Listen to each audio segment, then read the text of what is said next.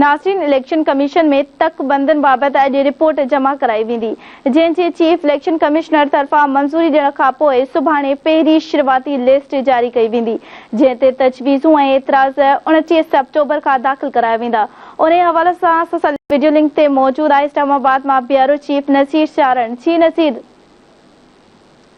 जी बिल्कुल, डिजिटल मरदमशुमारी जो पहिरों मरहलो अॼु मुकमिल थी चुको आहे, जॾहिं त तकबंदियुनि जे बाबति जेकी इलेक्शन कमीशन तरफ़ां जेकी कमेटियूं जोड़ी वयूं हुयूं, उन्हनि कमेटियुनि तरफ़ां बि तकबंदियुनि जो जेको कमु हो उहो मुकमिल करे वरितो आहे। ऐं अॼु जेको आहे सो इन सिलसिले में इलेक्शन कमीशन में तकबंदियुनि बाबति जेकी कमेटियूं जोड़ी वयूं हुयूं, उन्हनि कमेटियुनि तरफ़ां अॼु रिपोर्ट जेको आहे सो तकबंदियुनि बाबति इलेक्शन कमीशन जे ऑफिस में अॼु जमा कराई वेंदी, जंहिंजी मंज़ूरी सुभाणे इलेक्शन कमीशन तरफ़ां जेकी तकबंदियूं ठाही वयूं आहिनि या जिन तकबंदियुनि ते कमु कयो वियो आहे, उन्हनि बाबति जेकी रिपोर्ट आहे उहा सुभाणे जेको आहे सो जारी कई वेंदी। ऐं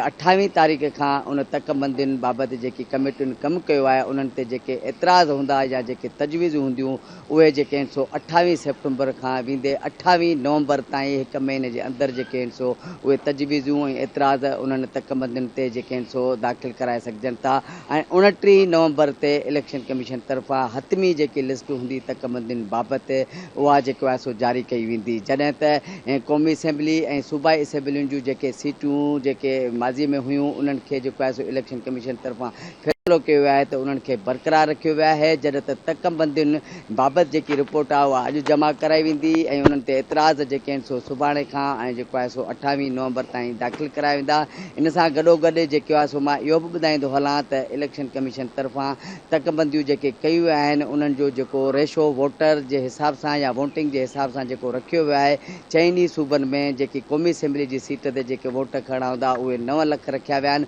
जॾहिं त सूबाई असेंबली जे सीट ते जेके सिंध ऐं पंजाब असेंबली जी जेकी सूबाई सीट आहे, उन ते जेके आहिनि सो 4 लख जेके आहिनि सो वोटर जेके आहिनि सो पंहिंजे वोट जो हक़ इस्तेमालु कंदा ऐं उहा सूबाई सीट जेको आहे सो रखी वई आहे, जॾहिं त ख़ैबर पख्तूनख्वा जी जेकी सीट रखी वई आहे उहा 3.5 लख वोटरनि ते रखी वई आहे, जॾहिं त बलोचिस्तान जी जेकी सीट रखी वई आहे सूबाई सीट जी जेकी ॻणप वोटर जे हिसाब सां रखी वई आहे उहा 2,92,000 आहे। इन सिलसिले में जेको आहे सो इलेक्शन कमीशन तरफ़ां इहो फ़ैसिलो करे चुकी आहे त जेके सूबाई ऐं क़ौमी असेंबली जेके सीटूं आहिनि उहे बरक़रार रखियूं वेंदियूं, जॾहिं त सिंध में जेको आहे सो ख़ासि तौर ते ठटो, सांगड़ ऐं खैरपुर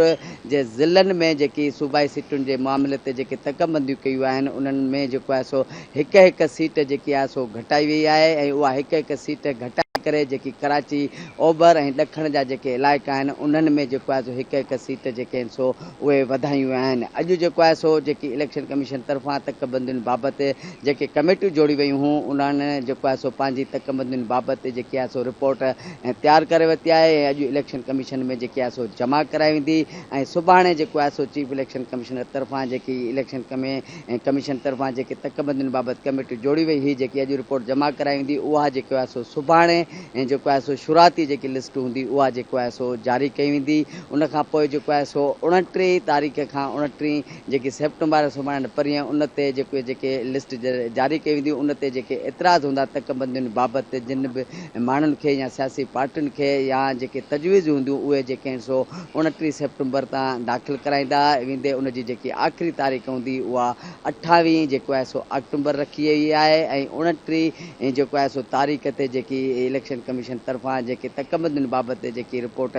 जमा कराई वई आहे, उनजी जेकी हतमी लिस्ट जेको आहे सो जारी कई वेंदी। छो जो इलेक्शन कमीशन तरफ़ां इहो वाज़ह तौर ते ऐलान करे चुका आहिनि त जनवरी जे आख़िरी हफ़्ते में ईंदड़ जेके आम चूंडूं आहिनि उहे कराई वेंदियूं। इन जे करे चीफ इलेक्शन कमीशनर तरफ़ां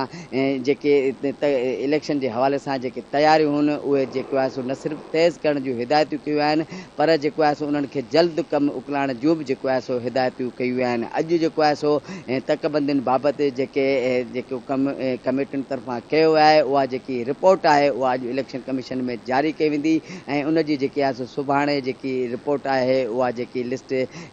जेकी तकबंदियुनि बाबति कई वई आहे, जेकी बि तब्दीली कयूं आहिनि उन बाबति जेकी हतमी न पर जेकी शुरूआती लिस्ट आहे उहा सुभाणे जारी कई वेंदी। हतमी जेकी लिस्ट हूंदी तकबंदियुनि बाबति उहा 29 तारीख़ ते जेको आहे सो 29 नवंबर जेकी आहे उन ते जेको आहे सो शाया कई वेंदी। इन सां गॾोगॾु इहो बि ॿुधाईंदो हलां त जेके इलेक्शन कमीशन तरफ़ां जेके बि